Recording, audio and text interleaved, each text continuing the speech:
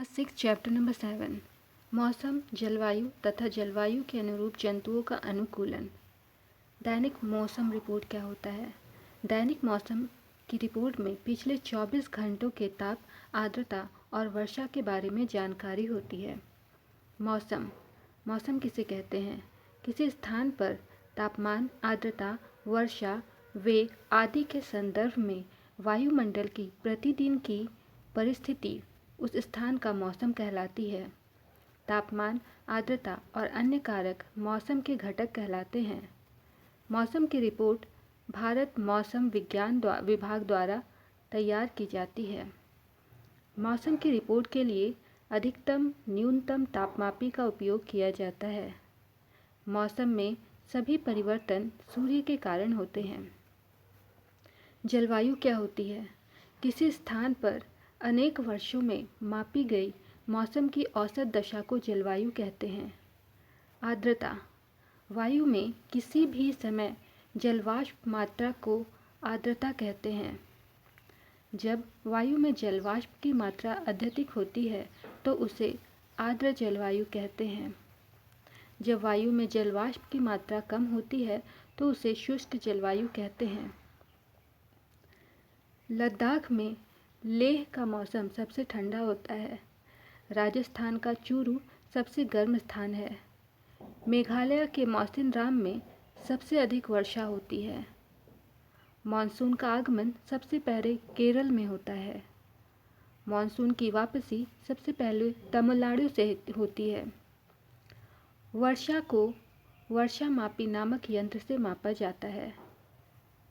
जलवायु और अनुकूलन जंतु उन परिस्थितियों में जीने के लिए अनुकूलित होते हैं जिनमें वे रहते हैं।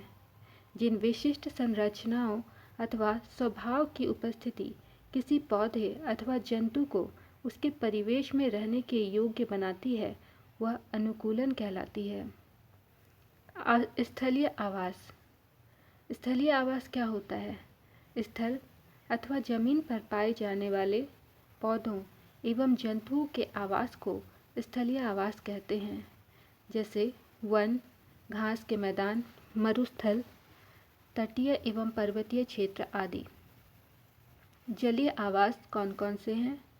जलाशय, दलदल, झील, नदियाँ एवं समुद्र।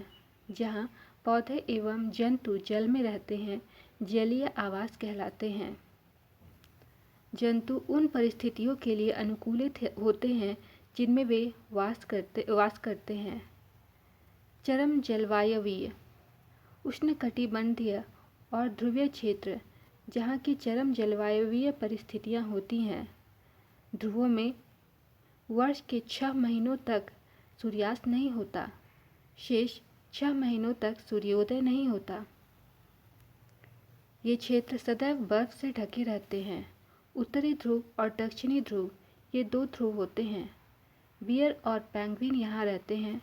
Greenland, Iceland, Norway, Sweden, Finland, America में अलास्का और रूस के साइबेरियाई क्षेत्र ध्रुवीय क्षेत्र के अंतर्गत आते हैं। कुछ जंतु जो यहाँ पर रहते हैं वे हैं सफ़ेद फर वाले जानवर। इनके शरीर पर सफ़ेद फर होते हैं।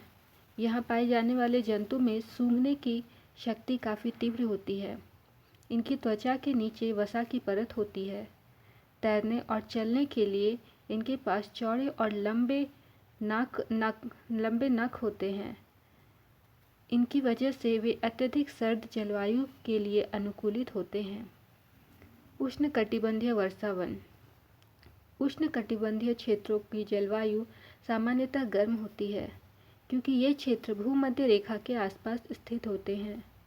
सर्दियों में तापमान सामान्यतः 15 डिग्री सेल्सियस से अधिक रहता है। गर्मियों में तापमान 40 डिग्री सेल्सियस से अधिक हो जाता है। इन क्षेत्रों में प्रचुर मात्रा में वर्षा होती है। भारत के पश्चिमी घाटों और असम में उष्णकटिबंधीय वर्षावन पाए जाते हैं। सतत गर्मी और वर्षा के कारण इस क्षेत्र में विभिन्न प्रकार के पादप और जंतु पाए जाते हैं। उष्णकटिबंधीय वर्षावनों में जंतु इस प्रकार अनुकूलित होते हैं कि उन्हें अन्य प्रकार के जंतुओं से भिन्न भोजन और आश्रय की आवश्यकता होती है ताकि उनमें परस्पर स्पर्धा कम हो। उष्णकटिबंधीय वर्षा वनों में रहने वाले जंतुओं के कुछ अनुकूलनों में वृक्षों पर आवास, अर्थात यहाँ पर उष्णकटिबंधीय वर्षा वन में रहने वाले जंतु वृक्षों पर रहते हैं।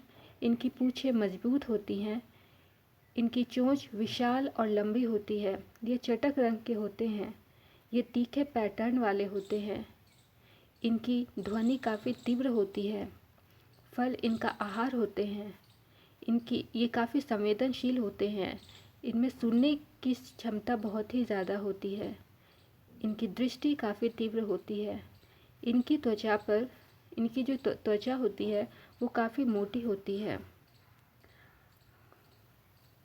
तो ये थे हमारे मौसम, जलवायु तथा जलवायु के अनुरूप जंतुओं द्वारा अनुकूलन। मिलते हैं अगली क्लास में। Thank you.